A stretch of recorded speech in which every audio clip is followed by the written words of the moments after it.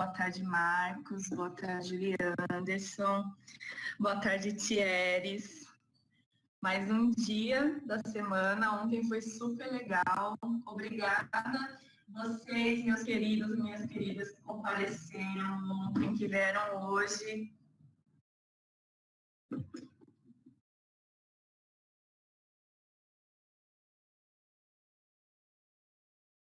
E aí...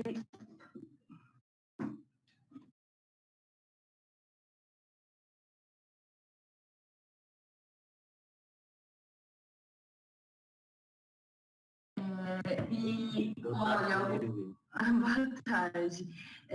Boa tarde, Fabiano, também, que está online com a gente. Algum microfone está ligado, gente? Assim, só dos nossos alunos, está tudo bem? Tá certo. Então, vamos iniciar hoje a semana.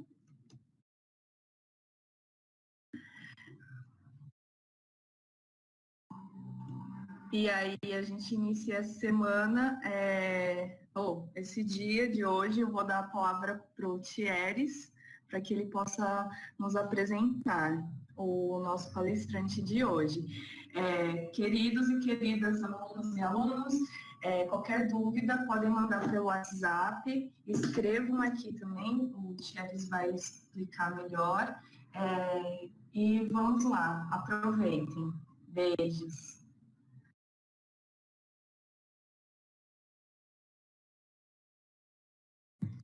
Boa tarde, pessoal.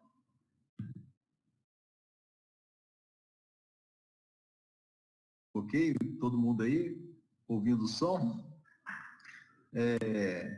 De antemão, agradeço aí o meu amigo de longa data, Marcos Teixeira, tá? E aí eu vou fazer uma apresentação inicial e depois eu repasso a palavra para o Marcos, ok? O professor Marcos é licenciado em Ciências Biológicas pela UFES.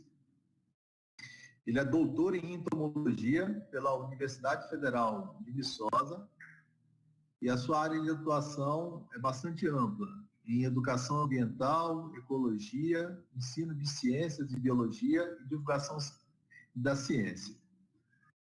Atualmente é professor e pesquisador da Universidade Federal do Espírito Santo, atua como diretor de inovação e divulgação da ciência junto à Pró-Reitoria de Extensão da UFES, também é coordenador do Laboratório de Educação Ambiental e autor de mais de 50 artigos científicos. E, além disso, é coordenador do projeto Comunidade Participativa. Hoje o professor Marcos, ele vai falar sobre o seguinte tema: o projeto Comunidade Participativa, Educação, Meio Ambiente e Cidadania na Planície Costeira do Rio Doce. Tá? Reiterando que o professor Marcos, o doutor Marcos, ele é professor da Universidade Federal do Espírito Santo e atua no campus São Mateus. Agora, Marcos, eu passo a palavra para você e fique à vontade para a explanação. Seja bem-vindo. Muito obrigado, Thieres.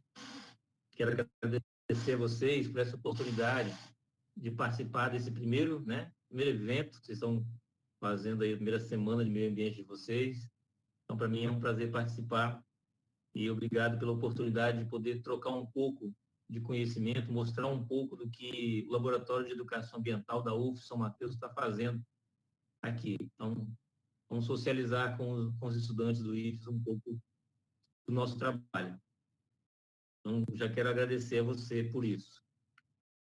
E aí, Thierry, você disse amigo vocês viram aí, o Thierry citou amigo de longa data, né? Mas procura o fio de cabelo branco na barba dele e na minha. Vocês não vão encontrar dele, mas olha a minha barba, né? Então, longa data aí, ele entrega um pouco da nossa idade, mas aí você foi meu calouro, então o velho aqui sou eu, o experiente aqui sou eu, minha barba branca não nega. Mas, Thierry, deixa eu falar um pouquinho, bem rapidamente aqui, sobre o Laboratório de Educação Ambiental de São Mateus, da UFES, né, Campus São Mateus. O laboratório trabalha com ensino, pesquisa e extensão, né? Nós atuamos nessas três frentes aí, que é o tripé do mundo acadêmico, né, do fazer acadêmico, ensino, pesquisa e extensão, e dentro disso nós trabalhamos com três linhas, basicamente, de ensino, pesquisa e extensão, que é a formação, obviamente, né, a formação de educadores ambientais, seja no âmbito formal ou não formal, ou seja, voltado para a formação de professores, formação continuada de professores, ou para outros atores que lidam com a área ambiental, fora da escola, né? Ou seja, a área não formal. Nós atuamos também na área de educação ambiental e políticas públicas, e aí o projeto que nós estamos desenvolvendo nesse momento, o maior vulto, é a implantação das políticas municipais de educação ambiental, inclusive aí em Linhares nós fizemos esse trabalho. Linhares é um dos poucos municípios que possui uma lei específica em educação ambiental, ou seja, possui uma política municipal, e foi um trabalho do Laboratório de Educação Ambiental, em parceria com a municipalidade aí. Estamos agora entregando a minuta dessa mesma legislação em Conceição da Barra, depois de um amplo trabalho com amplo debate com a comunidade, com a população de Conceição da Barra. E uma terceira linha de trabalho que nós adotamos é a conservação da biodiversidade. E aí nós temos uma relação, então, com as unidades de conservação, mas, em especial, nós gostamos muito de atuar numa linha chamada etnoconservação, né? Que é aquela área da conservação que valoriza os conhecimentos tradicionais, os conhecimentos das comunidades tradicionais.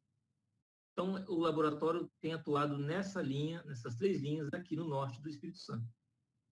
E um dos projetos que nós desenvolvemos, que de certa forma integra essas três áreas, é exatamente o projeto Comunidade Participativa, que eu estou trazendo a pedido, né, da organização do evento. Então, hoje eu vou falar um pouquinho de como que nós trabalhamos, o que é o projeto Comunidade Participativa. Eu acho que ele consegue espelhar um pouco das três áreas de atuação que nós fazemos, que é o ensino, pesquisa e extensão, dentro dessas três áreas de conhecimento que eu citei agora. Tá certo? Apresentado o Laboratório de Educação Ambiental, Thierry, eu não sei qual é a dinâmica que vocês adotam, né, normalmente, mas de minha parte, eu não fico incomodado se um de vocês quiserem me interromper, tá? Você ou a Denise, em algum momento, quiser me interromper, ficar uma dúvida, pode interromper imediatamente e pedir a palavra. Não tem nenhum problema com isso não, tá bom? E no final também, a gente pode deixar um tempo para algumas questões do público, sem nenhum problema. Tudo bem assim, Thierry? Ok, Marcos. Então, vamos adotar o critério. Você faz a sua explanação, né? Usa o tempo adequado aí, de acordo com a sua explanação. E aí a gente está orientando os participantes da live para que as perguntas elas possam ser formuladas e postadas nas notas compartilhadas. Então, no final da sua apresentação, a gente vai repassando esses questionamentos. Pode ser? Pode sim, Thierry. Pode ser assim. Tudo bem. Então, Okay. Então vou começar assim, Thierry. Olha, para a gente chegar a entender até melhor o projeto Comunidade Participativa, eu penso que é importante nós explanarmos, ainda que rapidamente, não dá para esgotar, obviamente, uma conversa aqui, uma live, né?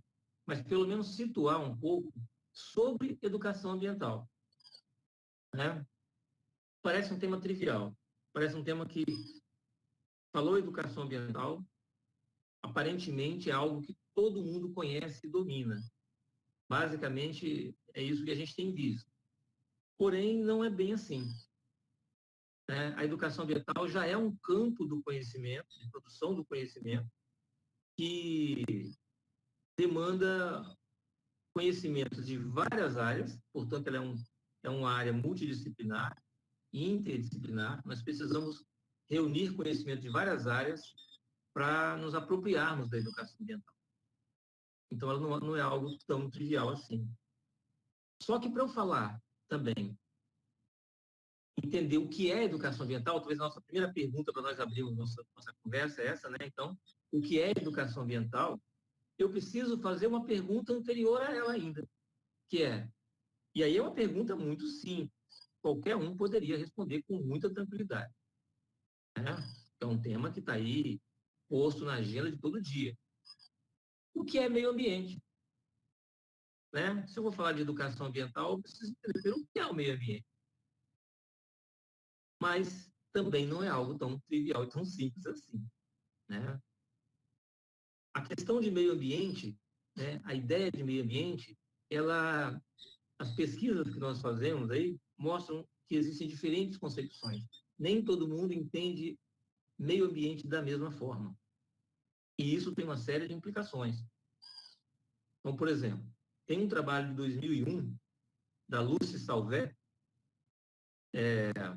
que ela faz uma análise a partir dos projetos de educação ambiental que ela vai estudando, e ela chega à conclusão que nesses trabalhos estão presentes até 17 concepções diferentes de meio ambiente. Você vê que é uma amplitude grande, né? Algo tão simples, meio ambiente. No entanto, tem 17 concepções que a Lucy Salvé analisou. Chegou à conclusão da existência. E aí, por que é tão importante nós entendermos as concepções de meio ambiente, as diferentes concepções de meio ambiente que as pessoas carregam, que as pessoas trazem, né? Inclusive, isso é uma área da psicologia ambiental, existe já uma área específica para isso. Trabalha com a percepção ambiental, com a concepção, com as representações sociais sobre o meio ambiente. É a área da psicologia ambiental. Consequentemente, uma área dentro da educação ambiental. A educação ambiental vai se valer também da psicologia ambiental. A questão toda é que é importante saber qual é a percepção ou as concepções que as pessoas, ou as representações que as pessoas trazem de meio ambiente, porque são essas percepções e essas representações que vão guiar, elas guiam as nossas práticas, as nossas ações no ambiente. Nós agimos no meio conforme a percepção, o olhar de mundo, as nossas crenças, os nossos valores, os nossos princípios. Por isso que a percepção ambiental é tão cara para a educação ambiental. E aí, Thieres, tem um outro trabalho, que é um livrinho, que eu recomendo para todo mundo, chamado Meio Ambiente e Representações Sociais. É um livro do Marcos Reigota. Sugiro a leitura. O Reigota, ele vai reunir toda essa diversidade de concepções, de percepções ambientais, e ele vai reunir isso em apenas 3 grupos, 3 tipologias de representações sociais de meio ambiente. Ele vai chamar, né, uma concepção naturalista de meio ambiente, ou conservacionista, também é chamado assim, alguns autores, uma concepção pragmática e uma terceira que ele vai chamar de concepção integradora de meio ambiente. Tá?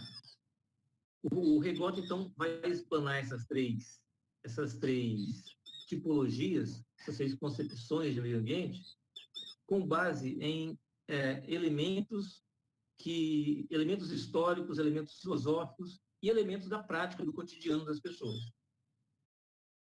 Então, lá naquelas concepções primeiras que eu falei da Lucy Salvé, né, ela vai dessas 17 concepções. Então, por exemplo, a Lucy Salvé traz que algumas pessoas entendem meio ambiente como um lugar para viver, um espaço físico. O que é meio ambiente para você? A pessoa responderia, é o lugar onde eu vivo. Então, é uma concepção de lugar para viver.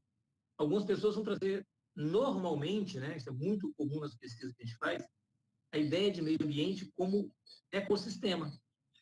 O meio ambiente é confundido com o próprio ecossistema. Alguns vão trazer meio ambiente como um problema a ser resolvido. Outros vão trazer meio ambiente como algo a ser compartilhado, uma ideia mais comunitária de meio ambiente. Outros vão trazer meio ambiente como uma ideia de biosfera, sabe? ou lugar de vida, enfim, isso é uma enormidade de ideia de meio ambiente. O Marcos Regota pega tudo isso então, e transforma nessas três que eu falei. E essas concepções de meio ambiente, então, foi que levou os autores mais recentes, e aí eu vou citar os estudos, por exemplo, do Philippe Pommier, do Lairargues, né?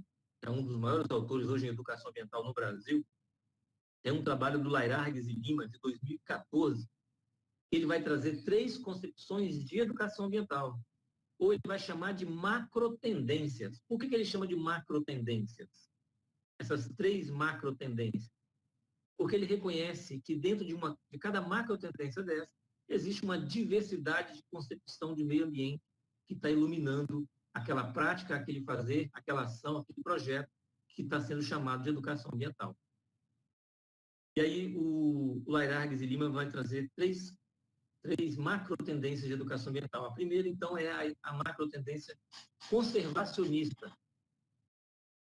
Essa macrotendência conservacionista, ela se refere aos projetos de educação ambiental que têm a concepção de meio ambiente basicamente voltado para a questão da natureza, da ecologia, do ecossistema.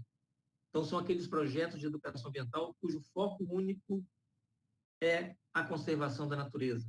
Existe até uma certa sacralização da natureza nessa macrotendência, nesses projetos, nessa ideia de meio ambiente e de educação ambiental.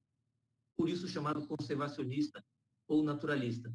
Essa vertente ou essa macrotendência de educação ambiental naturalista, conservacionista, ela nasce lá por volta da década de 70, né? Ou até final de 60, e ela vai sofrer influência, eu trouxe aqui até para mostrar, desse livro chamado Primavera Silenciosa. Né? Não sei se conseguem ver aí, que é um livro de uma bióloga americana chamada Raquel Carson, Primavera Silenciosa, onde ela vai fazer umas denúncias a respeito do uso de produtos químicos na natureza e a degradação dos problemas ambientais que tudo isso traz. Isso impulsionou o movimento ambientalista e, sobretudo, a educação ambiental da época. E essa educação ambiental voltada para a conservação da natureza, né, com base no ecossistema, com base nas leis da ecologia. Por isso, conservacionista ou naturalista. E depois, mais à frente, pós anos 70, 80, essa vertente da educação ambiental foi impulsionada por um outro autor americano, o físico, né, o Frijo Capra. Ele produziu, então, alguns livros, mas eu trouxe esse aqui como destaque, que é a Alfabetização Ecológica. O livro do Frijo Capra. Então, o Frijo Capra ele vai inaugurar aqui uma proposta de educação ambiental chamada Alfabetização Ecológica. Isso vai ganhar muita força na comunidade, no movimento ambientalista, e aos poucos foi invadindo também a escola. Então, as escolas passaram a fazer uma educação ambiental dentro da macrotendência naturalista. Mas o Lairargues vai identificar também uma outra ideia, uma outra concepção de educação ambiental, que é a chamada pragmática. Essa concepção de educação ambiental chamada pragmática, ela está muito vinculada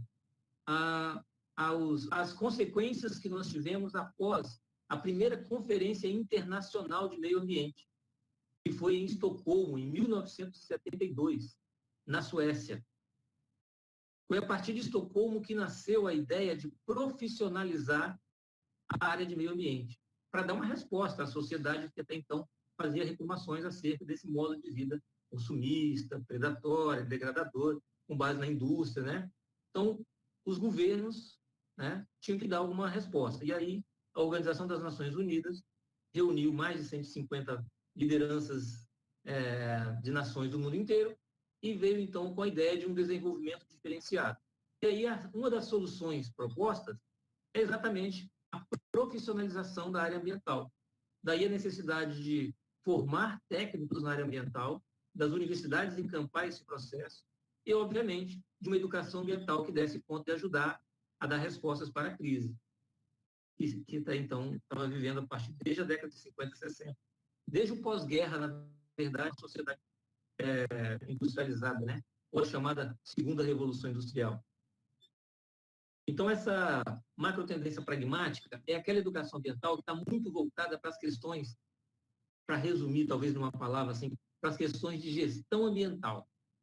Então, vai entrar nessa conta aí ideias, por exemplo, como a reciclagem, né, o licenciamento ambiental, a ideia de que tem-se aqui nessa educação ambiental uma ideia de que ciência e tecnologia vão dar conta de resolver a crise. Aí, veja bem, que nem a primeira macrotendência, que é naturalista, nem a segunda, nenhuma das duas vai questionar o modelo produtivo. As duas vão propor soluções, vão trabalhar no âmbito da conscientização, ambas vão trabalhar no âmbito comportamental, que é a mudança de comportamento frente à natureza, vão trabalhar, né, no âmbito da transformação do comportamento individual. A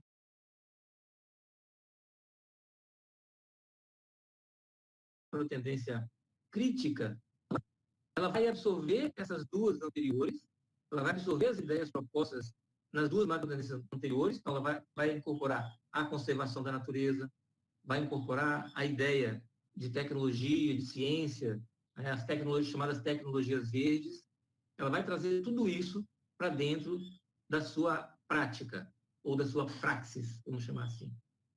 Porém, ela vai incorporar um outro ingrediente. Ela vai questionar o modelo produtivo, o modelo econômico. Ela vai trazer para dentro dessa conversa uma interação entre as questões ecológicas com as questões sociais, culturais, econômicas, né? Ou seja, ela vai complexificar um pouco mais o conceito de meio ambiente e, sobretudo, de atuação da educação ambiental. Então, nós temos essas três macrotendências. A terceira macrotendência, a crítica, ela é declaradamente política. Ela politiza o debate. Né? Nós estamos vivendo, neste momento, um tempo polêmico em termos de debate de ideias e de modelos, né? De modelo de sociedade, de modelo de gestão ambiental. A macrotendência crítica, ela se envolve nesse embate. Ela não foge desse embate. Pelo contrário, ela provoca esse debate. Então, veja que nós temos três tendências que são um pouco diferentes, embora complementares. Embora a última absorva todas as ideias das anteriores. Então, quando a gente faz análise de projetos de educação ambiental, uma das análises que nós fazemos é com que educação ambiental ela quer trabalhar. É preciso haver uma definição, né? Para você se situar aí com qual macro tendência você está trabalhando. Os projetos mais modernos de educação ambiental trabalham dentro dessa ótica, né? Aliás, o Lairardes diz o seguinte, né? O autor dessas macro tendências, ele diz o seguinte, né? Não se pode mais dizer apenas que faz educação ambiental. É preciso dizer qual educação ambiental que você faz, que você está fazendo. É preciso situar essa educação ambiental dentro da grande área da educação ambiental. Bom, eu espero que tenha ficado claro até aqui um pouco desse panorama que está muito geral aqui a respeito da educação ambiental, sobretudo das macrotendências e das concepções de educação ambiental. Então, essa organização das macrotendências em educação ambiental, elas estão colocadas dentro de um campo político, que eu acabei de falar, né? Sobretudo neste momento, desde os anos 80, mas agora está mais acirrado, né? Dentro de um campo de disputa política. O que está em disputa dentro desses dois campos? Nós podemos dizer hoje que é entre as pedagogias liberais, de um lado, e as pedagogias progressistas, de outro. É como se nós pudéssemos situar, conforme os valores dos princípios, a macrotendência naturalista ou conservacionista e a macrotendência pragmática como instrumentos de uma pedagogia ambiental liberal, de um lado. E, por outro, a macrotendência crítica de educação ambiental dentro da pedagogia ambiental progressista. Então, dentro dessas duas, liberal e progressista, há, então, uma luta, uma disputa, também quando o assunto é educação ambiental. também quando o assunto é meio ambiente. Eu acho que todos estão acompanhando as propostas do atual governo, que é um governo mais na linha liberal, conservadora, né, para a gestão do meio ambiente. E podemos comparar com o modelo do governo anterior, que ainda que não fosse um governo totalmente progressista, trazia elementos progressistas para a sua gestão e, consequentemente, para a gestão do meio ambiente. Então, nós temos um modelo diferente. A educação ambiental não pode fugir dessa luta, desse campo. Mas aí tem uma questão importante, que a questão ambiental, ou o que podemos chamar de crise ambiental para alguns, ou crise civilizatória para outros, né? Mas, de qualquer forma, a questão ambiental, ela independe de qualquer ideologia, porque ela vai desafiar qualquer outra ideologia atual, seja liberal, seja progressista. Ela vai suplantar tudo isso. Porque, seja qual for a ideologia, o modelo de relação com a natureza, de alguma forma, vai continuar o mesmo, né? Então, a questão ambiental, ela vai desafiar todos os lados. Porque está acima, o que está em jogo agora não é esse ou aquele tipo de economia. O que está em jogo agora é a sobrevivência da espécie humana, é a sobrevivência do planeta. Então, a questão ambiental está acima de tudo isso. No entanto, não é possível trabalhar a educação ambiental sem se envolver com essas questões. E é aí que eu entro no segundo momento da nossa conversa, que é onde eu apresento o projeto Comunidade Participativa. Feita essa explanação, o que eu estou querendo dizer é que o projeto Comunidade Participativa, apesar dele abordar também a questão da conservação da biodiversidade na planície costeira do Rio Doce, apesar dele trabalhar também com as ideias de uma educação ambiental também pragmática, ambas são muito importantes no processo, nós assumimos uma educação ambiental que nós chamamos de crítica, né? Ou transformadora, na macro-tendência transformadora, na visão do Marcos Reigota, ou crítica na visão do Laertes. Mas o projeto Comunidade Participativa, ele se situa aí dentro. E quais são as características do projeto Comunidade Participativa que o situa, né, dentro dessa macro-tendência crítica? Bom, antes disso, deixa eu falar. Quando eu falo assim, educação ambiental na planície costeira do Rio Doce, de que lugar eu estou falando? O que é essa planície costeira do Rio Doce? Eu estou falando de uma área, eu não vou entrar em detalhes aqui, tá? Nós fizemos uma live no domingo, só para falar da relação homem-natureza nessa região, que é a planície, aí eu entrei mais em detalhes. Nós podemos fazer isso, se vocês quiserem, em algum momento, com esse mesmo público, né? Porque é exatamente onde nós estamos, tá? A planície, que eu chamo de planície costeira do Rio Doce, dita por alguns planície quaternária do Rio Doce, eu estou falando da área que vai de Aracruz, ali na altura de Barra do Riacho, até Itaúnas. Eu estou falando de 150 quilômetros de extensão de praia e de mais ou menos 38 quilômetros da linha de praia para o continente, que vai aí, sobretudo a linha mais larga dessa planície, está exatamente em Linhares. E sabe onde vai morrer o finalzinho da planície costeira quando entra no continente? Exatamente onde está aí a sede do Instituto Federal em Linhares. Nessa região, que vocês podem perceber que quando você sai aí do bairro Aviso e pega o asfalto para ir na direção de Pontal do Ipiranga, como a paisagem começa a mudar, como ela começa a ficar mais plana. Hoje você não observa mais, mas você observaria em outros tempos os alagados, áreas alagadiças. Você observa um solo bem diferente. Você sai de um solo argiloso lá de Linhares e vai entrar num terreno de solo arenoso. E aí você vai ter mais à frente as restingas, você vai ter os alagados, os rios, os banhados, os charcos, e se vier um pouco mais para o norte, chegando em Barra Nova, já em São Mateus, vai encontrar manguezais. Veja que é um ambiente completamente diferente daquilo que você encontra ali na região de Linhares, na sede.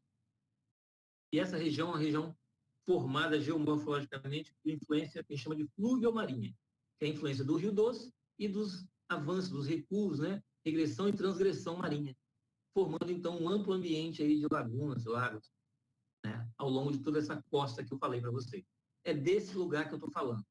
E por que uma educação ambiental neste lugar?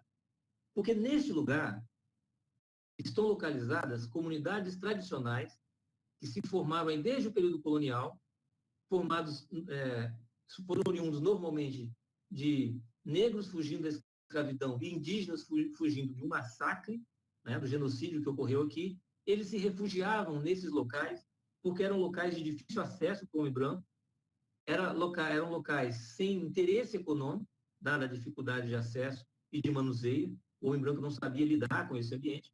Então, eles fugiram para esses lugares e foram montando ali as suas comunidades aos poucos, inventando ali um novo modo de vida, ou seja, um viver com a natureza. Caça, coleta, pesca e algum plantio. Então, eles foram viver de uma outra forma, inventar uma nova forma de vida, inventar uma nova cultura. E ali nasceram várias comunidades mestiças entre indígenas e negros. E aí, para ilustrar bem essa ideia, essa história, eu vou resumir assim. Na praia de Barra Seca, que é, né, a comunidade de Barra Seca ali, que era Linhares até ontem, agora passou a ser São Mateus, né? Nessa comunidade de Barra Seca, o nome dela original, os mais velhos ainda usam esse termo, é Caiambora. Caiambora é o termo. Caiambora, no dicionário da mitologia indígena brasileira, e também negra, às vezes, aparece a palavra Caiambora, aparece Caiambola, mas, sobretudo, Caiambola significa fugido, aquele que fugiu, lugar para onde fugiram, mais ou menos como sinônimo de quilombola, uma variante de quilombola. Então, para ilustrar bem como é que se deram a formação dessas comunidades, né? Pessoas fugindo da escravidão ou do genocídio indígena. Ok. Então, essas comunidades, eu estou explicando por que um projeto de educação ambiental crítica nesse ambiente. Porque essas comunidades, a partir da segunda metade do século XX, elas começaram a ter uma transformação muito grande nos seus territórios tradicionais, nos seus territórios de sobrevivência. Começou ali o ciclo do desenvolvimento moderno. Então, o primeiro ciclo que vem com projetos do governo para drenar toda a água dessa região, visando ampliar a área agricultável. E isso já causou, então, um prejuízo grande, por exemplo, nos modos de pesca, toda a relação com a água, na verdade, nessa região. Porque a drenagem levou toda a água e mudou o regime hídrico dessa área. Então, os territórios dessas comunidades foram impactados. Nesse ciclo de desenvolvimento econômico, né, desse modelo de desenvolvimento econômico, o segundo passo é a presença da exploração de petróleo e gás, que começa também ali depois de 1950, com a descoberta do petróleo na região.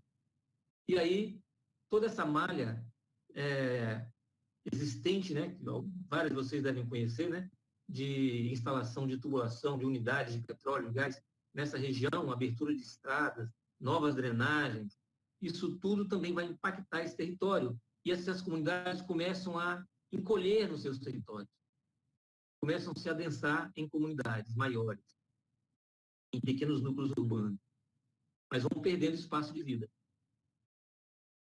E o terceiro ciclo econômico é representado pela especulação imobiliária em função do pouco turismo que essa região atrai. Então, a especulação imobiliária vai causar desmatamento, parcelamento inadequado do solo, ou seja, mais um processo de degradação e de encolhimento do território tradicional. O resultado desse ciclo econômico todo, né, é invisibilidade dessas comunidades no processo de desenvolvimento, elas ficaram alijadas do processo, toda a riqueza que foi retirada não retorna, a riqueza que é retirada do território dessas comunidades não retorna em forma de benefício para essas comunidades, elas não participam desse progresso, desse chamado progresso, e tem todos os seus modos de vida alterados, tem a sua segurança alimentar alterada, tem a sua cultura alterada, e então elas estão invisibilizadas no processo. No resumo geral, nós chamamos que esse processo gerou todo um passivo, né, toda uma injustiça ambiental. Essas comunidades, elas normalmente são despidas de capital político, de representatividade política, e de capital social, do ponto de vista de conhecimento para lidar com o enfrentamento desses problemas. Então, o projeto Comunidade Participativa, ele se coloca exatamente aí. Ele é um projeto que ele vem para fazer frente, para dar as mãos a essas comunidades tradicionais, invisibilizadas num processo de desenvolvimento econômico e vítimas de injustiça socioambiental causada pelo chamado progresso ou progressismo ou desenvolvimento econômico a qualquer custo, ou, em outra linguagem, né, do viver da natureza. Então, eles sempre praticaram um viver com a natureza e tiveram que se deparar, de repente, com um processo econômico que é viver da natureza. Por isso, então, o projeto Comunidade Participativa. Situado o público do projeto Comunidade Participativa e os motivos, a justificativa do porquê ele acontece, né? A gente pode passar para falar rapidamente agora, no pouco tempo que me resta, do projeto Comunidade Participativa, né? Então, eu vou resumir o objetivo geral do projeto da seguinte forma. Qual é o objetivo do projeto Comunidade Participativa?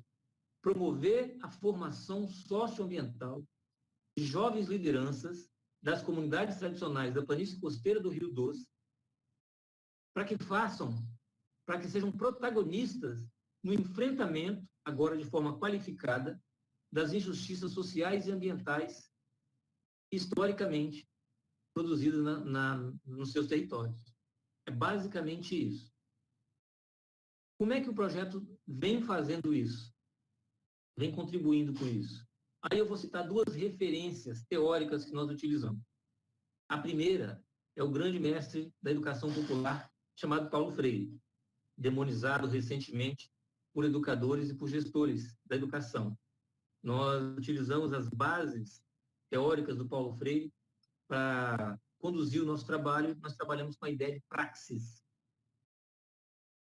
E a outra referência que nós utilizamos atualmente é esse pensador da modernidade aqui, né? O Zygmunt Bauman, é um dos pensadores da modernidade, e o Bauman, uma das obras dele é esse livrinho aqui que eu recomendo, né?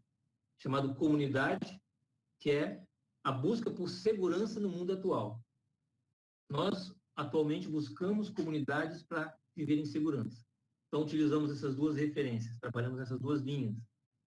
Eu vou listar, basicamente, 4 estratégias que o projeto Comunidade Participativa tem utilizado para buscar esse protagonismo dos próprios moradores ou dessas jovens lideranças, né, no enfrentamento dos seus problemas socioambientais historicamente colocados.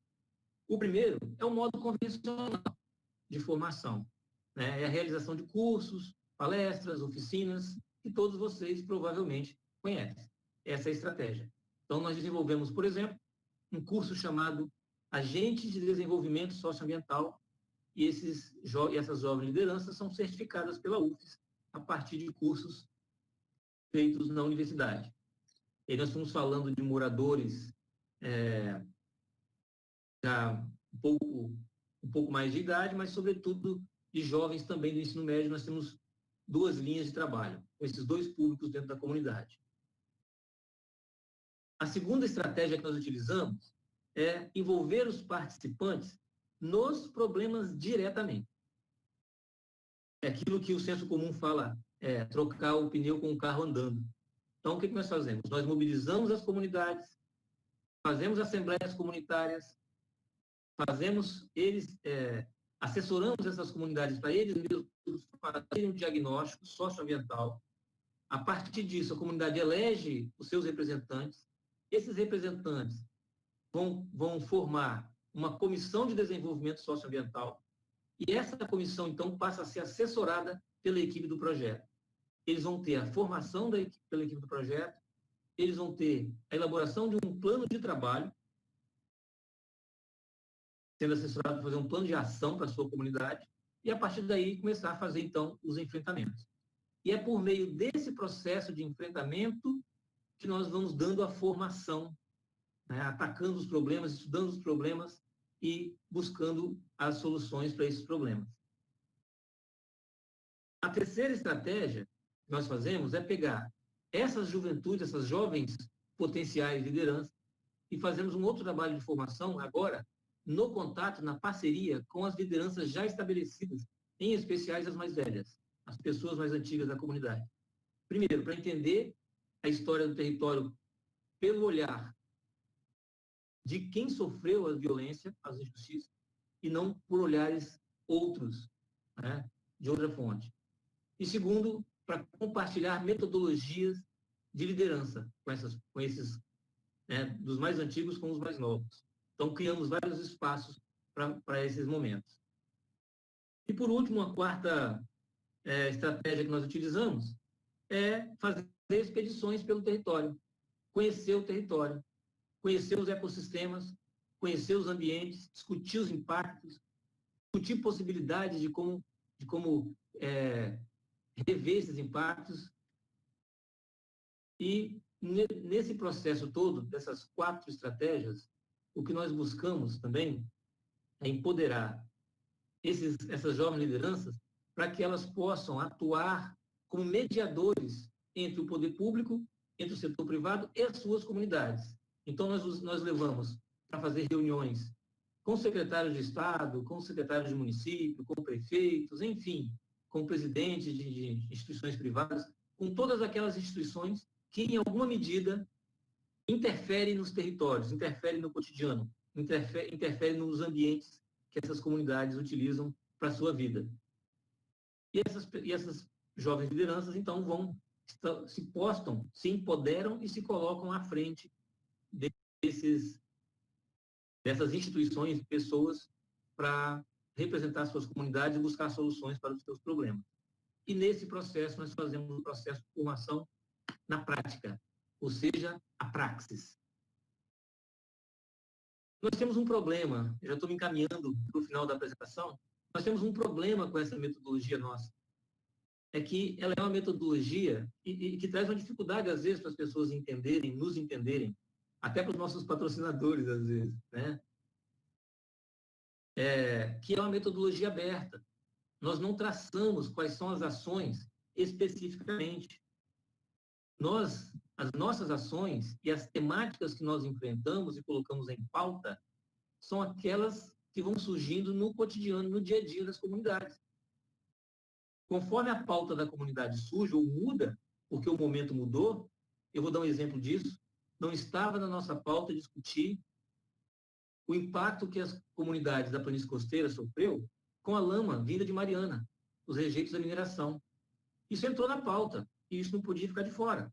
E nós tivemos que enfrentar essa pauta e buscar informação a partir disso. Um outro exemplo, o vazamento de óleo, o óleo que desceu do Nordeste, né, pelo mar, que também atingiu os nossos manguezais, nossos rios, nossa praia. Isso mudou completamente a nossa rotina e nós tivemos que fazer um enfrentamento de formação a partir dessa nova demanda. Então, essa metodologia aberta tem nos causado alguma dificuldade do ponto de vista de explicar o projeto para muita gente. Mas é esse o enfrentamento, é não fazer para a comunidade. A velha extensão, normalmente, é aquela que o profissional lá na universidade ou em outra instância, outra instituição, pensa que sabe aquilo que a comunidade precisa. E aí ele traça planos e projetos sem ouvir a comunidade. E ele vai fazer para a comunidade com toda a sua boa intenção. Na verdade, normalmente, esses projetos não contribuem para o protagonismo, uma vez que levam soluções prontas. O nosso desafio é trabalhar com a comunidade. É trazer pessoas da comunidade para fazer parte da equipe e pensar juntas as soluções. Então, qual é a pauta do momento? É a demanda que surgir, que a comunidade nos impor naquele momento, nós vamos trabalhar juntos para fazer o enfrentamento. Isso não é fácil, porque quem coordena projetos sabe disso, que precisa, às vezes, das coisas muito bem estabelecidas, sobretudo quando envolve recursos e patrocinadores. E, nesse quesito, o nosso patrocinador é a Petrobras, por meio do programa Petrobras Socioambiental, que atua dentro da gestão de recursos, né, com muito rigor, que é recurso público. Então, a empresa tem um rigor na gestão dos recursos. Isso, então, nós temos que balizar muito bem esse tipo de metodologia com a gestão desse tipo de projeto. Acho que temos dado conta do recado. Bom, para finalizar agora, eu vou só pontuar alguns resultados rápidos que nós conseguimos. O nosso objetivo maior não é transformar a comunidade. Nosso objetivo maior é, agora invocando Paulo Freire, é formar pessoas para que as pessoas mudem as suas realidades. É isso que nós fazemos, é isso que nós buscamos.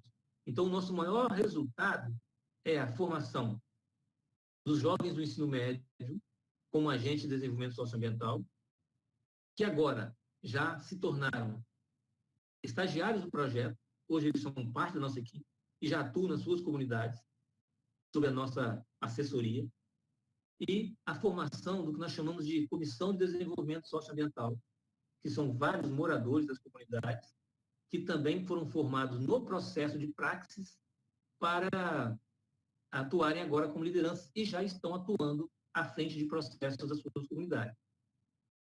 Então, o nosso objetivo não é necessariamente fazer a transformação, mas ver a transformação acontecer por meio dessas pessoas agora protagonistas dessas mudanças.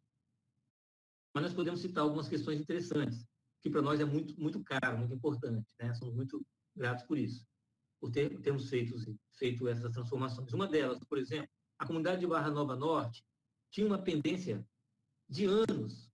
Eles não conseguiam mais fazer uma festa que é tradição da comunidade, que é a festa de Nossa Senhora de Navegantes.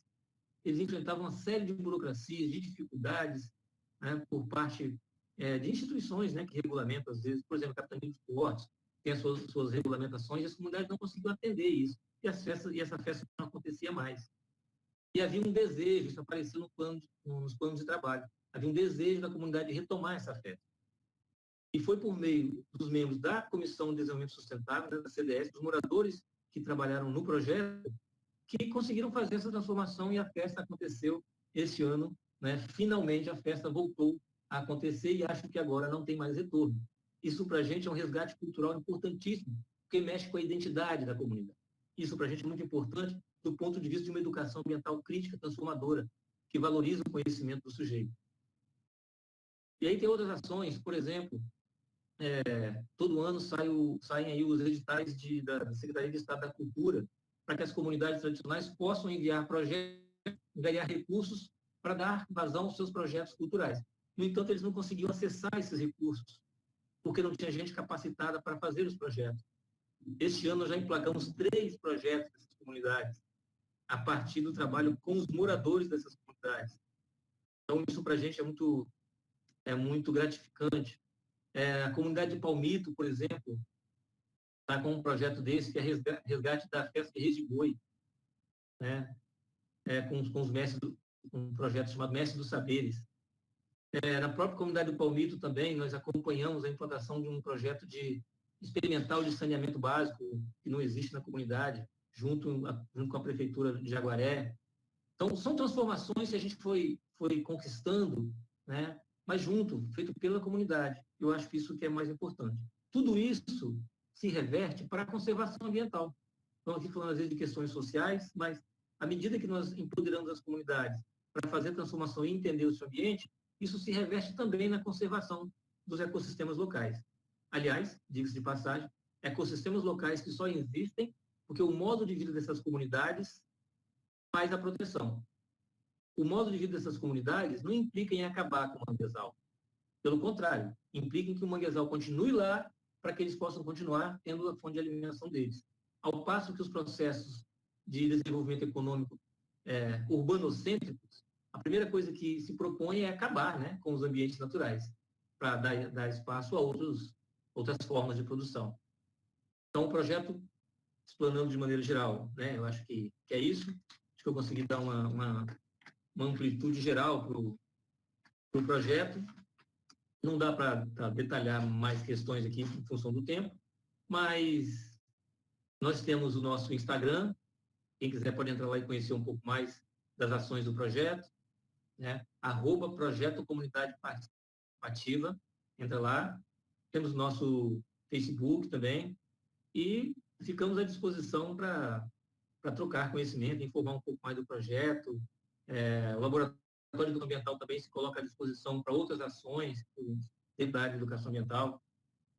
Nós temos parcerias, por exemplo, com o governo do estado, com os municípios da região. Desenvolvemos recentemente, com o meio do Laboratório de Educação Ambiental, o Programa de Educação Ambiental das obras do aeroporto de Linhares. Eu acho que em breve vai estar disponível aí para a comunidade. Enfim, temos atuado no norte do estado de maneira geral, não só com o projeto Comunidade Participativa, certo? Bom, Thierry, eu não sei se eu consegui dar uma radiografia geral do que a gente faz, mas podemos continuar essa conversa se tiverem perguntas aí. Muito obrigado. Por enquanto é isso.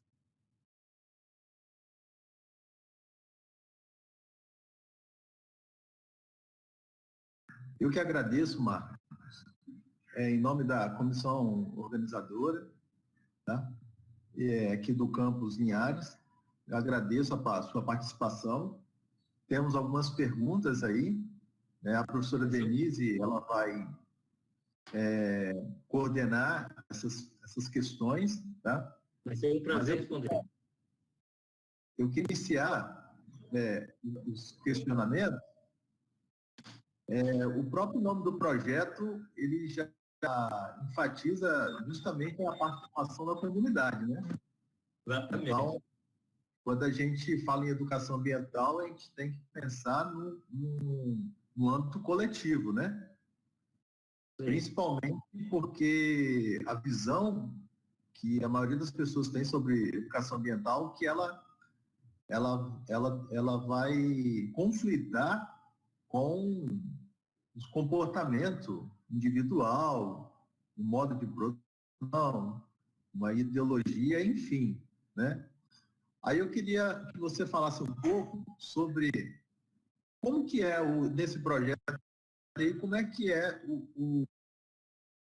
a questão do convencimento sobre a participação nesse projeto, as suas dificuldades, porque muitas vezes você precisa de convencer a comunidade a estar participando, né? Então, qual seria a grande contribuição dessas ações aí, né, nesses locais? Sim. Thierry, aí entra em ação uma palavra que assim como a palavra participativa que você detectou, foi precisão cirúrgica aí, né, na palavra participativa que já está no projeto, existe uma outra palavra que acompanha a participativa, que é mobilização. Né? Então, nós atuamos inicialmente, a fase inicial do projeto foi todo um processo de mobilização. Nós ficamos talvez os 3, 4 primeiros meses nesse processo, né, de ir às comunidades. Então, nós defendemos sempre a ideia de que qualquer projeto de pesquisa ou de extensão que chegue numa comunidade tradicional, a primeira coisa que os representantes desse projeto têm que fazer vamos dizer assim, né? Pedir benção, né? É pedir benção. Na verdade, é pedir autorização às lideranças constituídas, às lideranças legitimadas pela comunidade. Então, chegar, se apresentar o projeto, quais as intenções do projeto, mas não levar um projeto final, acabado. Então, nosso primeiro contato foi com as lideranças constituídas. Então, presidente de associações de pescadores, presidente de associações de moradores, produtores, seja qual for a instituição constituída ali.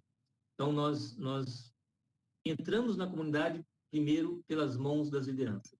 A partir daí, havendo o interesse, né, da comunidade participar, aí nós levamos à frente os outros processos.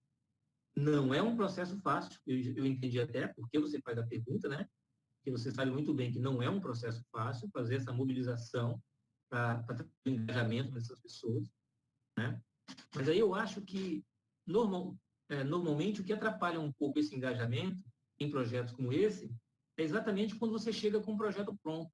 Você chega com a temática definida, você chega com as soluções definidas e muitas vezes isso não corresponde à realidade das pessoas, o que afasta. E as pessoas não aderem ao projeto. Então, o que nós temos feito, na verdade, nesse processo de mobilização, deixar as demandas, deixar as ações em aberto. E chamar as pessoas para opinarem o que você quer, né? O que é importante para você. E eu acho que esse engajamento, essa mobilização, a gente conseguiu, se não, obviamente que não 100%, mas bastante significativa, dado o sucesso do projeto, né? Os números estão aí para falar, né? Nós nós tivemos engajamento em todas as comunidades, um bom engajamento, porque senão o projeto não teria sustentação para continuar. O projeto ele só podia ir à frente se nós tivéssemos um grupo de moradores engajados. Não, não podia ir à frente. Então, eu acho que quando você convida, quando você dá voz, né, ou quando existe uma outra palavra cara para a educação ambiental, né, quando nós praticamos a escuta sensível, a escuta interessada, de fato, no outro, a gente consegue esse engajamento. Mas tem uma coisa que é muito importante para a gente conseguir engajamento. É você se colocar no cotidiano. Todos os dias, acho que eu estou exagerando aqui, né? Todos os dias. Mas, assim, não se passa uma semana em que, numa comunidade dessa, você não vai encontrar um carro nosso ou alguém da nossa equipe lá. Toda semana tem alguém da nossa equipe lá tratando de alguma coisa. Então, essa proximidade, né, esse olhar franco, esse olho no olho, essa franqueza no respeito ao outro, no interesse ao outro, é que eu acho, isso é a minha avaliação pessoal, né, é isso que eu acho que fez com que nós conseguíssemos esse engajamento por grande parte dos moradores.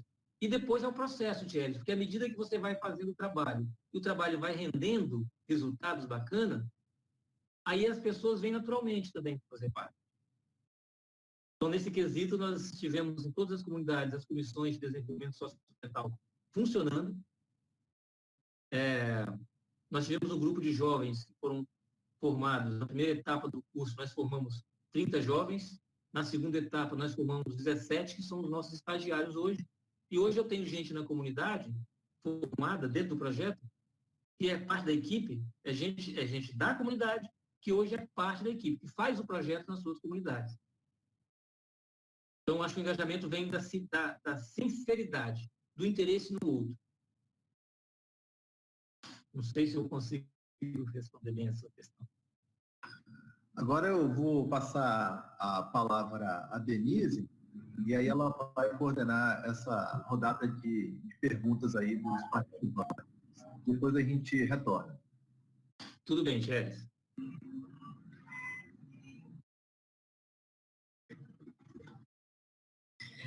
Boa tarde, professor Marcos, adorei sua aula. Foi muito interessante conhecer tudo que vocês fazem. Eu achei mais interessante quando você diz sobre a escuta, né? Porque não tem como, não existe protagonismo, né, sem antes eu ter escutado. E a ideia que o Paulo Freire traz, né, que ninguém luta contra forças que não entende, né, ninguém transforma o que não conhece. Então, eu acho interessante, porque eu também tive a mesma dúvida que o Thierry, né, como é que faz para que essas pessoas entrem em contato, queiram se movimentar e tal. Mas é isso. Temos 3 perguntas. Oi? Não tem fórmula, não tem forma. Cada caso é um caso, cada projeto é um projeto. Não tem fórmula. Mas eu acho que o estudo sensível cabe em todos os espaços. Super, e é isso. É torná-los protagonistas. Quem mais do que eles sabem dos problemas que eles vivem, né? Então, é muito interessante isso, porque às vezes a gente, como cientista, tem uma leve soberba, né, de que a gente sabe de tudo e já chega com todas as coisas prontas, e não é bem assim, né? Cada comunidade deve ter o seu, né, sua vivência, sua particularidade e tal, e respeitar isso é crescer também, né? Ao ponto que eu imagino que, talvez, eu não sei como você pensa isso, mas assim, de chegar ao ponto que até o projeto já não precisa mais atuar naquela comunidade, né? Que é pensando no fim, de que eles possam andar por eles mesmos e gerir as questões deles e tal, né? Hoje é o contrário. Realmente, nós trabalhamos com a ideia de que o projeto um dia não precise mais do projeto, né? E as comunidades não precisam mais do projeto. Só que quando nós falamos em tirar o projeto da comunidade, você arranja uma revolução. É que eles ainda não sabem o poder que eles já têm em mãos. É bom porque assim eles vão, dá pra gente, difundir, né? Divulgar para outros lugares, né? E comentar de que forma interessante de viver, né? Uma outra forma de vivência, né? Bom, aqui temos 3 perguntas. A Tatinali pergunta: como difundir a preservação ambiental em um sistema econômico que se baseia no consumismo? Essa é a primeira. Você quer respondendo? Aí depois eu faço as outras. Como é que está o nosso tempo? Eu posso responder uma por uma ou você quer fazer 3? Pode. Não, temos tempo. Temos. Posso sim. Eu esqueci o nome da pessoa, não consegui ouvir o nome da pessoa. Tatinali. Tatiane Nali. Ok, Tatiane Nali. Bem, eu falei anteriormente das 3 concepções de meio ambiente e, consequentemente, de educação ambiental. Falei que nós temos uma educação, no seu nascedouro, a educação ambiental foi naturalista, conservacionista. Depois ela passa e surge uma outra educação ambiental que vai trabalhar em paralelo com a naturalista, que é a pragmática, e surge uma terceira, que é a crítica, sobretudo por volta dos anos 80 para cá, que é mais ligada aos movimentos sociais, né? Essa educação ambiental mais freiriana. Então, a nossa sociedade realmente consumista, né? Consumista, urbanocêntrica, industrial, né? Nós temos um histórico, a história da relação do homem e natureza é a história da saída do homem de junto da natureza para vir para a cidade. A qualidade de vida, a ideia de cultura, toda está na cidade.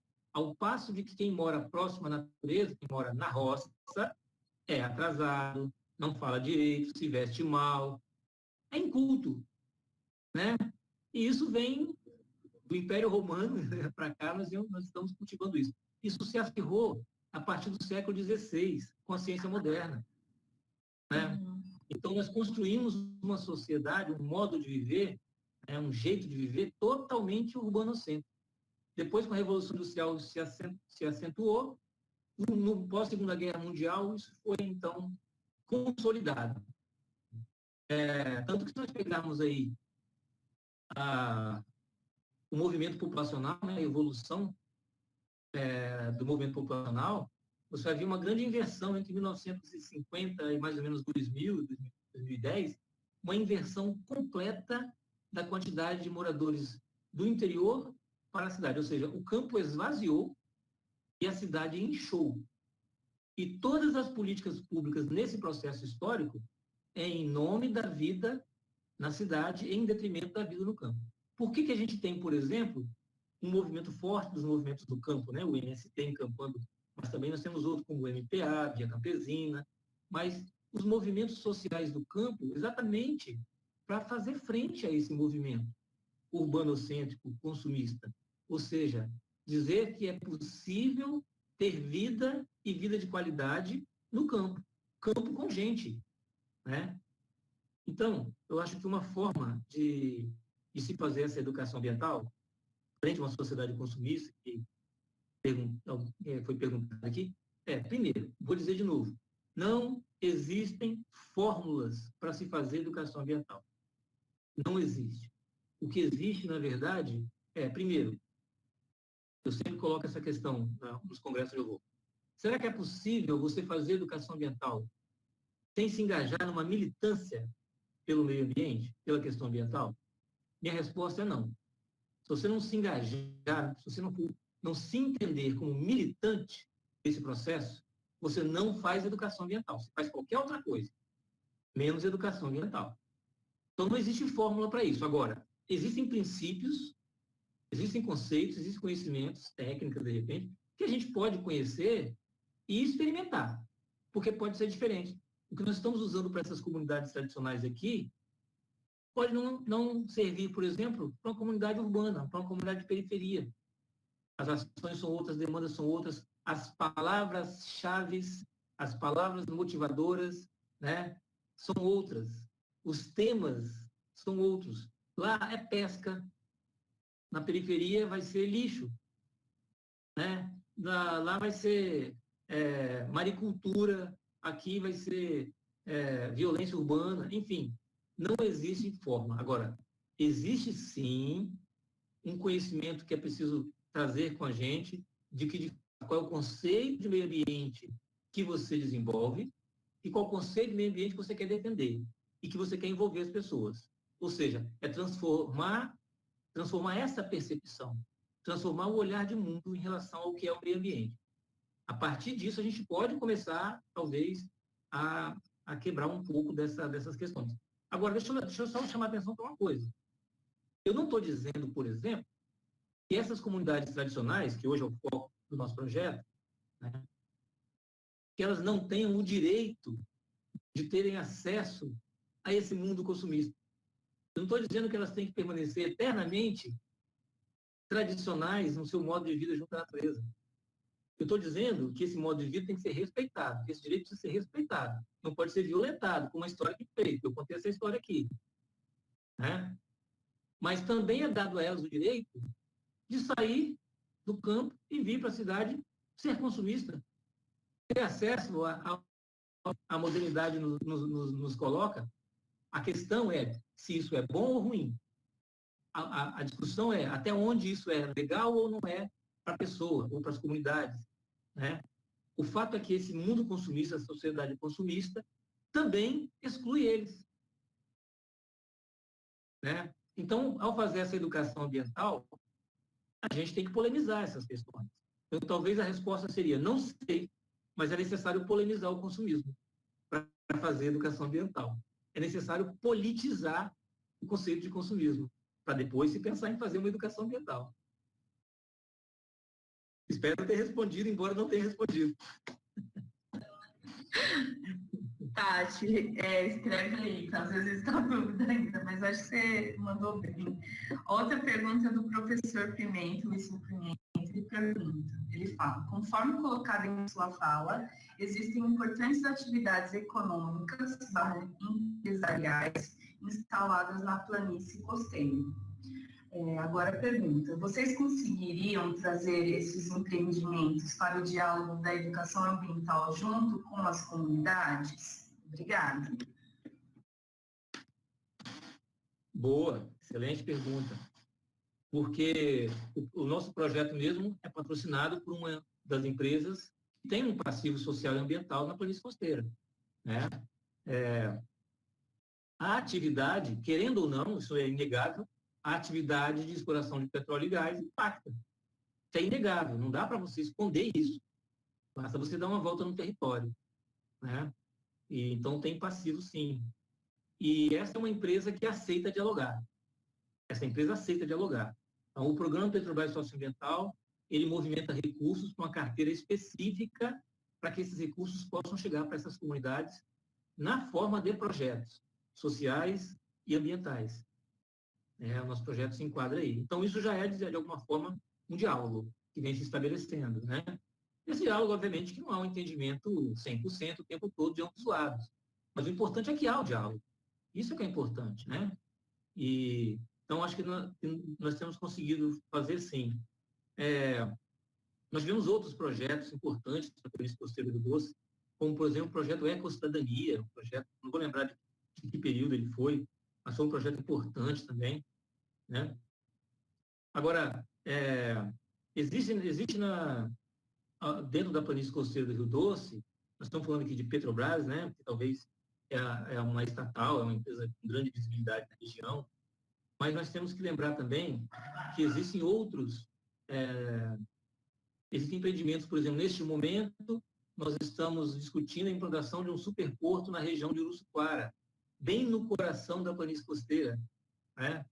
Então, esse diálogo não pode ser evitado. Não é possível, hoje mais, né, implantar um empreendimento deste porte sem esse diálogo com os direitos socioambientais dessas comunidades. Esses empreendimentos eles vão se instalar dentro do território dessas comunidades. É preciso, então, conversar com essas comunidades. Não é fácil. Então, a pergunta, é possível trazer? Não, não é fácil trazer esses empreendedores para esse diálogo. Às vezes é mais fácil você trazê-los para um diálogo assistencialista. Às vezes é mais fácil isso. Agora, a gente tem que lembrar que a educação ambiental não é assistencialismo, não é paternalismo, é formação de protagonistas para fazer enfrentamento da sua realidade socioambiental. Educação ambiental é isso. E isso pressupõe o diálogo. Então, o diálogo é uma das maiores ferramentas da educação ambiental. A educação ambiental vai fazer a mediação entre esses processos.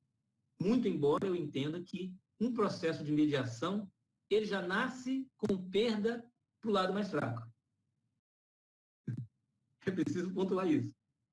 Mas o diálogo é tudo. Então, nesse processo, por exemplo, esse superporto, né, eu espero que o diálogo seja estabelecido, porque é um momento excelente para nós experimentarmos e crescermos, né, nesse processo de fazer educação ambiental. Mas uma coisa importante ainda, nesse processo de mediação da educação ambiental, também não são só os empreendimentos, não. Olha só, parece um paradoxo. Eu até fiz uma live domingo sobre isso. Parece um paradoxo, mas olha só. Além dos empreendimentos, além do desenvolvimento econômico da região, nós temos também uma outra ação importante, né? Já que vem a degradação, o histórico de degradação, junto com o histórico de degradação também vem as políticas de conservação do meio ambiente. E as políticas de conservação do meio ambiente nem sempre são vantajosas para as comunidades, porque isso pode tirar delas o acesso à biodiversidade. Isso pode tirar delas até o acesso aos seus próprios territórios e encurta ainda mais os territórios.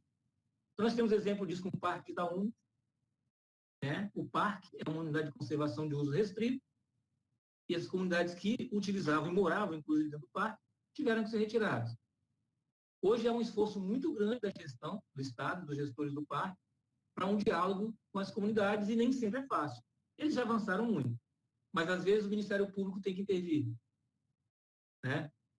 Então, os projetos de unidade de conservação, se não for bem consolidado e não houver esse diálogo, também não for, se eles não trouxerem essas unidades de conservação para essa realidade, também tem conflitos. E aí a educação ambiental tem que entrar em ação com o diálogo.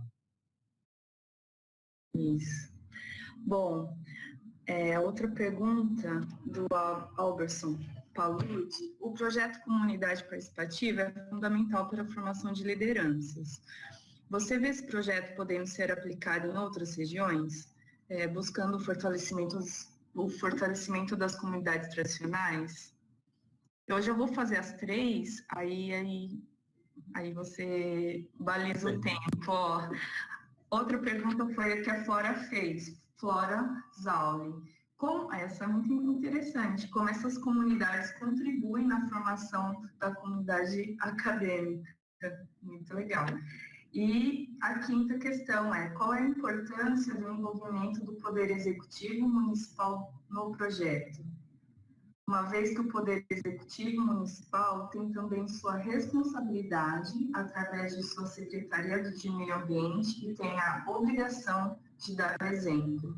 Foi o aluno de Engenharia Ambiental da Unicid que fez essa pergunta. Eu não entendi o nome de quem fez a última pergunta. Ele não deixou o nome, só deixou que é aluno da Engenharia Ambiental da Unicid. Ok. Tudo bem. Vou responder nessa mesma ordem aí, tá? Primeira pergunta do Alberson Palude.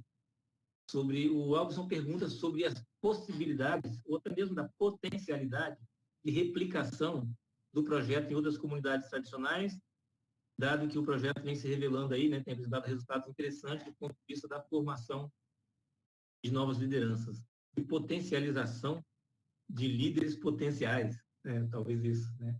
Já existe uma liderança na pessoa, o que a gente faz é tentar identificar, a própria comunidade identifica essas pessoas e essas pessoas vêm trabalhar com a gente. Olha, eu acho que existe, né? Normalmente, quando você tem uma metodologia que seja replicável, praticamente na sua integralidade, nós chamamos de tecnologia social, né? Eu acho que é possível, sim, replicar. Mas aí eu volto a dizer, o que eu já tinha, né? Falei agora há pouco, né? Não existe receita. Cada comunidade é uma comunidade, cada local tem as suas demandas, tem as suas características, sua cultura, né? Então, eu acho que não é possível uma replicação do ponto de vista, siga esses passos especificamente, que você vai conseguir ter sucesso em outra comunidade. O que acontece é que, ao seguir esses passos, podem surgir questões no meio do caminho que nos tiram completamente dos nossos planos. E a gente tem que enfrentar. A gente tem que, por exemplo, já aconteceu das nossas equipes de campo terem que ir para Brasília acompanhar as comunidades em algum protesto, as lideranças em algum protesto. Já aconteceu, e a gente tem que ir junto, porque nós estamos juntos, né? E discutir, às vezes, se aquele é o melhor caminho. E às vezes é, mas às vezes não. Né? Mas se for, a gente tem que ir junto, se colocar na frente. E, às vezes, houve um caso, por exemplo, de fechamento de trilho da Vale, em função dos dejetos da Renova, né? Da Fundação Renova, que está cuidando das reparações e dos danos. Às vezes, a forma de luta é essa, a forma de chamar a atenção e de conseguir ser ouvido, uma vez que o diálogo não funcionou, às vezes é isso mesmo, né? Então, não tem receita, porque no meio do caminho a gente pode ser tentado ser demandado a buscar outras respostas que não são aquelas que naquele momento a gente tinha pensado. Mas existe, sim, uma linha de ação do projeto. Existem os princípios e os valores que o projeto carrega. Né? Esses, sim, eu acho que são mais cruciais para se colocar em outra comunidade. O restante é fazer junto. É deixar acontecer, mas, ao mesmo tempo, ter ciência, pé no chão, né? Enfim, ter controle, ter conhecimento. Muitas vezes nós não temos ninguém na nossa equipe para atacar um determinado problema que surgiu. Então, eu tenho que buscar isso. No meu caso, eu tenho a universidade. Eu posso buscar dentro da universidade um profissional, especialista, e eu trago para poder ajudar. Né? Então, nem sempre dá para replicar, mas é possível. Eu acredito muito nos princípios, nos valores que o projeto carrega, e isso, sim, é possível replicar.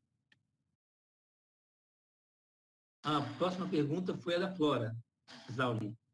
Ela falou a respeito da contribuição que o projeto deu à formação acadêmica. Ok, é isso mesmo. Né? Como a nossa equipe ela é formada, eu como coordenador do projeto, eu tenho mais 9 pessoas diretamente envolvidas da universidade, que é a equipe que está mais à frente mesmo, né? Então, eu tenho 3 alunos de mestrado, eu tenho 4 ou 5 alunos de graduação e uma pessoa contratada externa.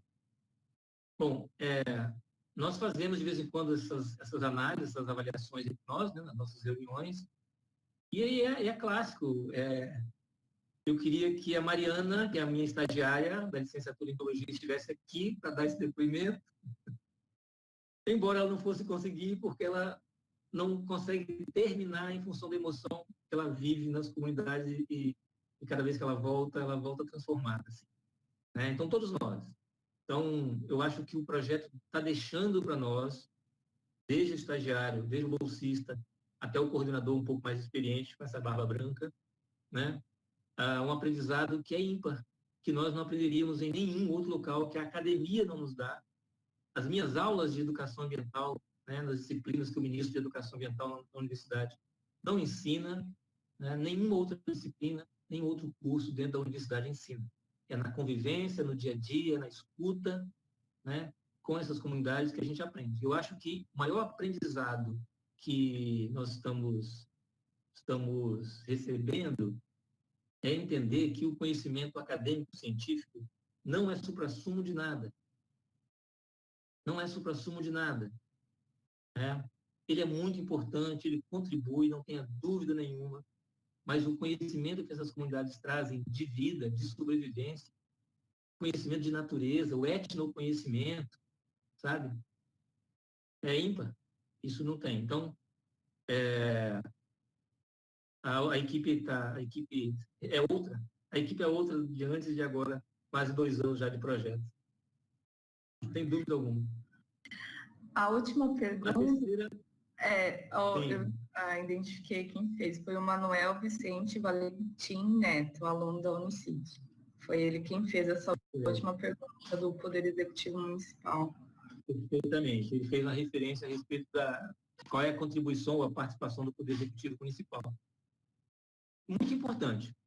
Nos 3 municípios que nós estamos atuando, Em todos os três, nós tivemos que buscar a participação do município, porque interfere diretamente na qualidade de vida dessas pessoas.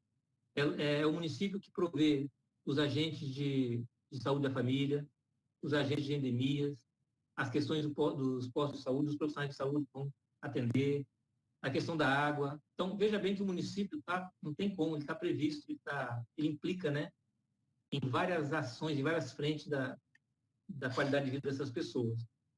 O problema é que, como eu falei, essas comunidades normalmente são despidas de capital político e elas, às vezes, não têm acesso, a não ser na época da política, quando algum vereador chega lá e voto, ou um candidato a prefeito. Aí elas ganham visibilidade e capital político, mas que se esvazia logo em seguida, né? E elas ficam nessa eterna luta. O famoso Bacurau, né? Desculpa. Pode falar O Bacurau. O filme Bacurau mostra um pouquinho, né? Sim, recomendo. Assistam. Exatamente. E aí, eu acho que o projeto é importante nesse sentido, porque é a universidade que está indo até o município, até o gestor municipal.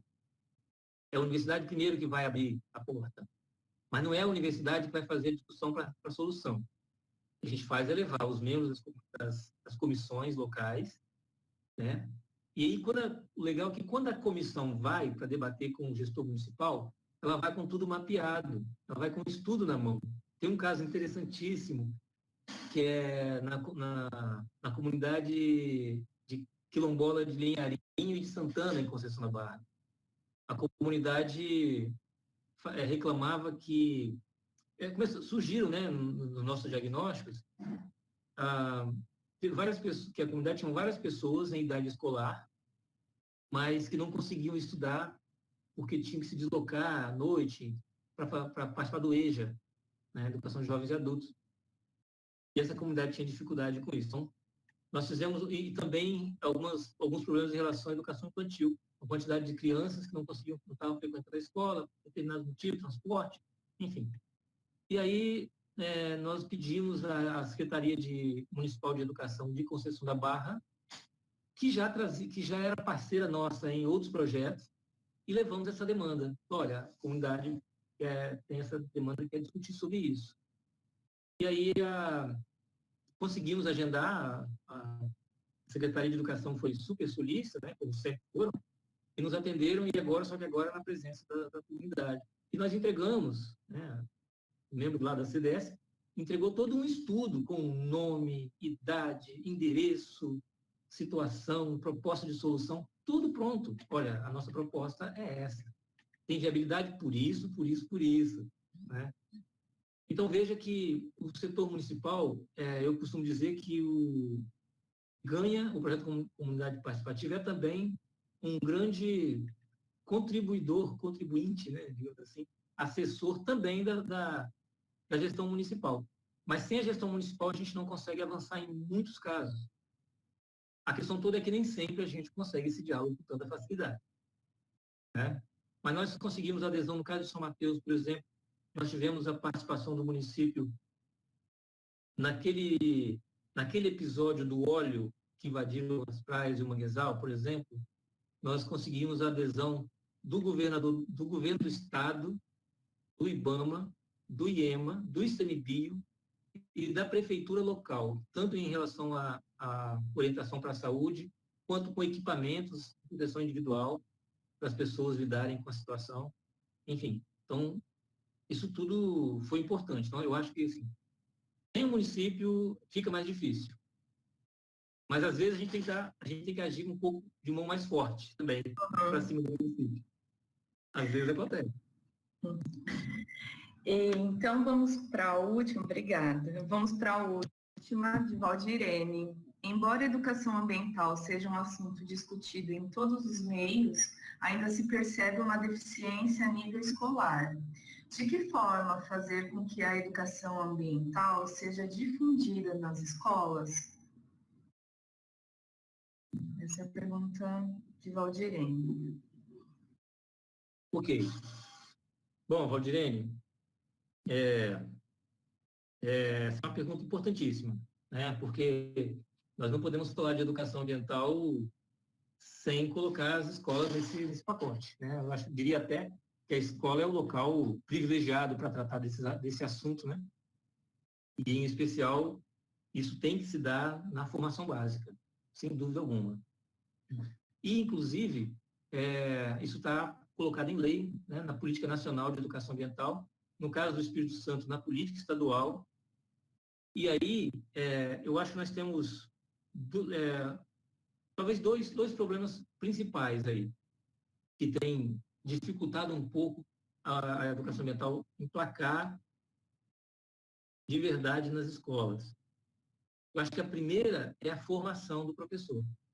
Não é raro a gente fazer pesquisas, levantamento sobre formação de professores em educação ambiental, e o resultado assim, os professores não têm formação específica em educação ambiental. Isso é clássico, assim, né? Recentemente, uma aluna minha de mestrado fez uma dissertação com os professores da área de biologia do Estado. E o resultado foi triste, assim, né? Em termos de formação específica, professores com mais de 10, 20 anos de formação de trabalho, mas que não tinham formação específica em educação ambiental. E quando você vai mapear o que é educação ambiental para esses professores, a confusão com ensino de ecologia é grande. Educação ambiental é ensino de ecologia, você não consegue separar. Né? Quando você vai discutir o que é a transversalização do tema meio ambiente nas suas disciplinas, o resultado também é entristecedor. Então, eu acho que um dos maiores problemas é a formação. Nós temos que superar a questão da formação, ou da não formação, né, em educação ambiental. E, agora, a formação em educação ambiental também é um direito do professor, está previsto em lei, a formação permanente. E aí tem uma outra questão, que eu acho que é reflexo da primeira também, que é a educação ambiental sempre eventos pontuais dentro da escola. Quando, na verdade, ou seja, na Semana do Meio Ambiente, né, a gente está aqui fazendo uma, mas não é só na Semana do Meio Ambiente que a gente tem que falar de meio ambiente.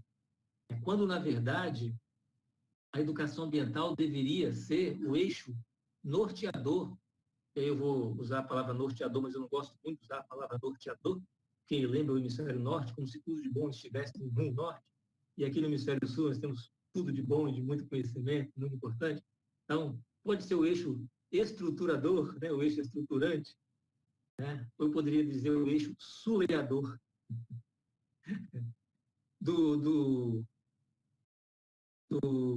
currículo. Né? Então, eu acho que a educação ambiental tem que ser o eixo que vai dizer para a disciplina de português como que o português pode abordar as questões, fazendo menção às questões ambientais, como que a matemática vai fazer isso.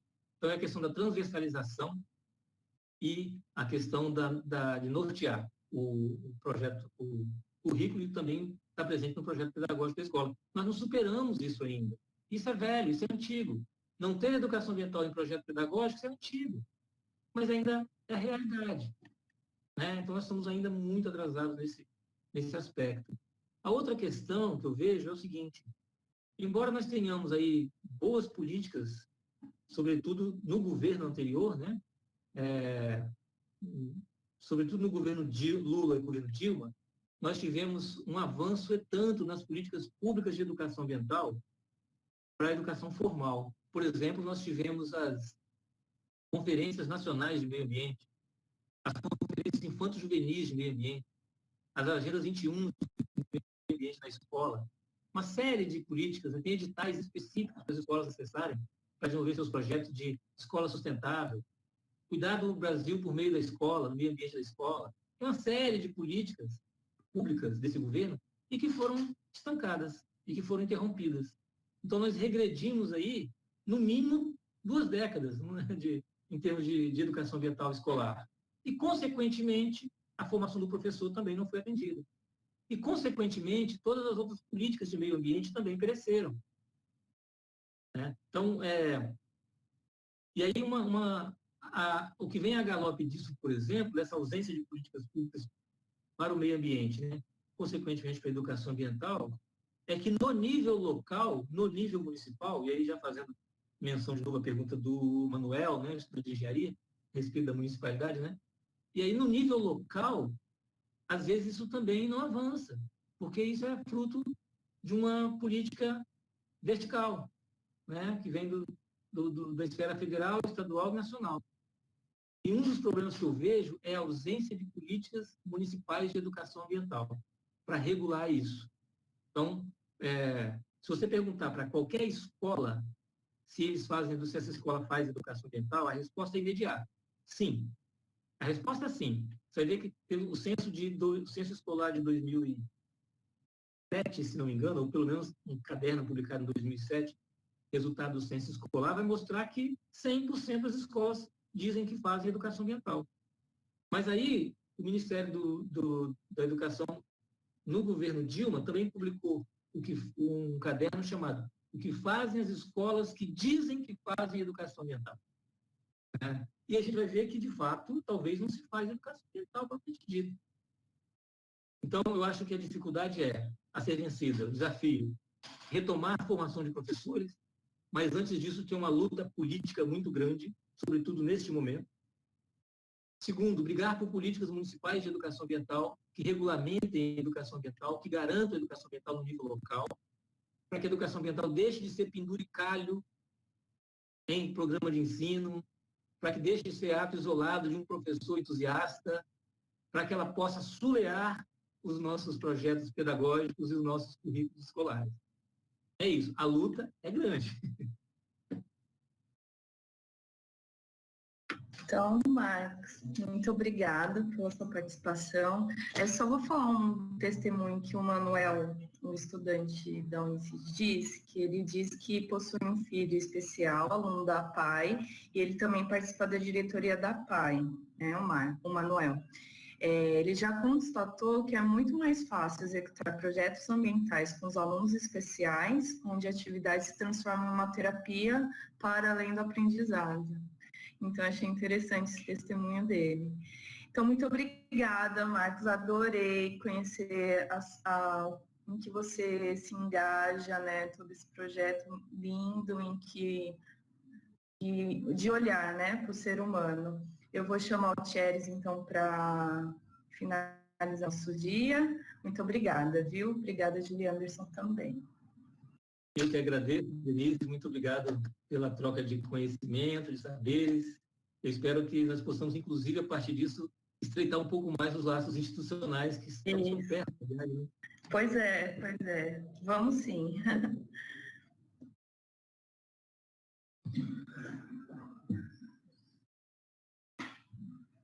Obrigado, Marcos, mais uma vez.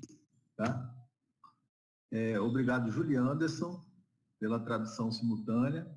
Agradeço também todos que participaram desse evento. Tá?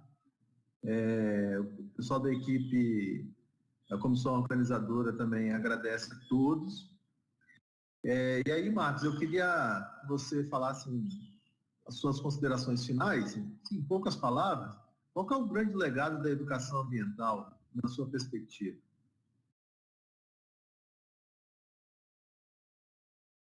Certo, Thieres. Olha, eu acho que o grande legado da educação ambiental é a mudança no olhar de mundo das pessoas.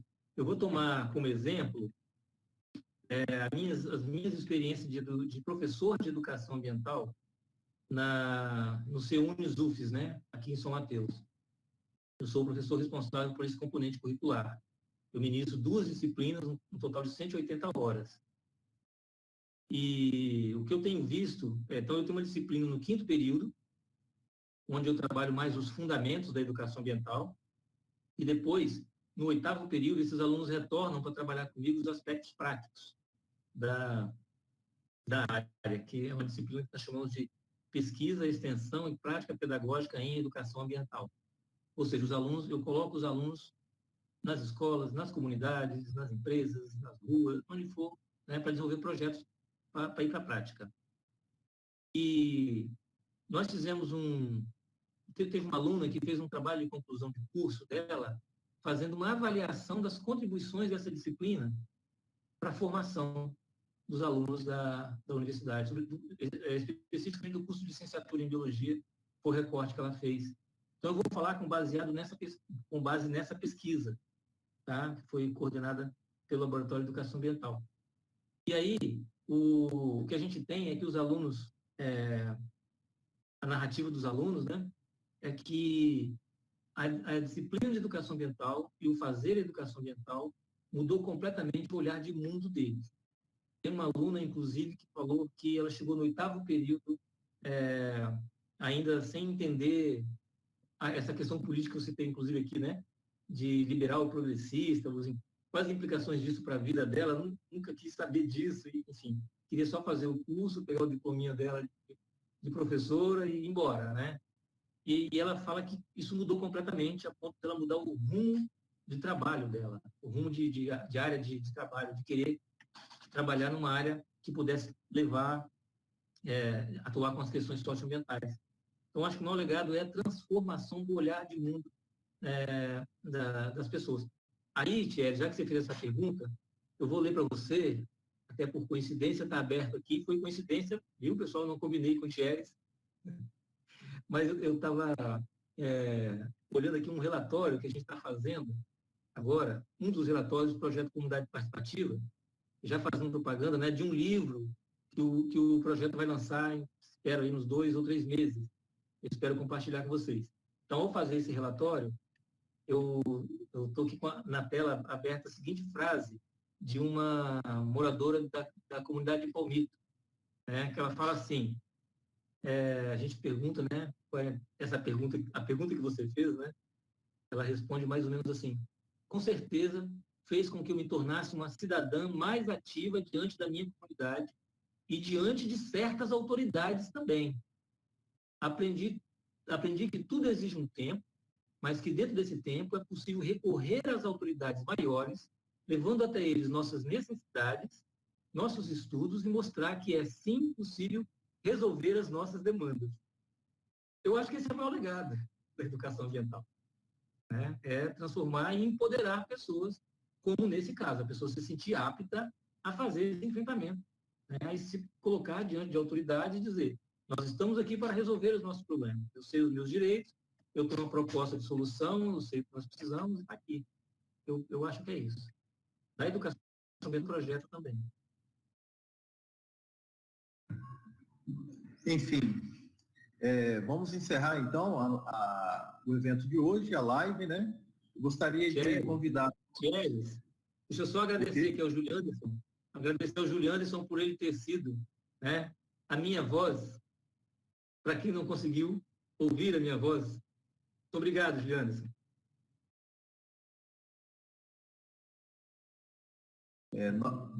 Nós todos agradecemos, né? A todos que participaram, né?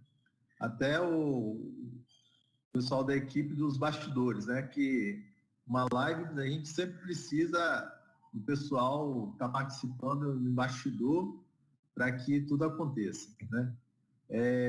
Então vamos encerrar por hoje, tá? Eu convido a todos amanhã às 14 horas, tá? Vamos ter uma outra live, tá? Que vai falar sobre a política de educação ambiental nos municípios, o caso de Vitória e o caso de Linhares, tá? Então, estão todos convidados para participarem do evento amanhã. Eu agradeço mais uma vez a todos e o convite, Marcos, fica, né? Eu faço o convite após a pandemia, né? Vamos passar por esse momento aí difícil e quando tudo estiver dentro da normalidade, nós vamos tentar estreitar essa relação institucional. Agradeço. Thierry, eu queria parabenizar vocês do IFES pela iniciativa de trazer o curso de técnica em meio ambiente. Tá? É uma necessidade para a região e acho que nós podemos crescer muito. Nós precisamos de pessoas, de fato, com conhecimento para poder fazer o enfrentamento das demandas aqui do Norte. Então, vocês foram muito felizes e contem conosco, contem com a CEUNES, UFES, São Mateus, contem com o Laboratório de Educação Ambiental. Tá bom? Queremos ser parceiros de vocês nessa jornada aí. Ok?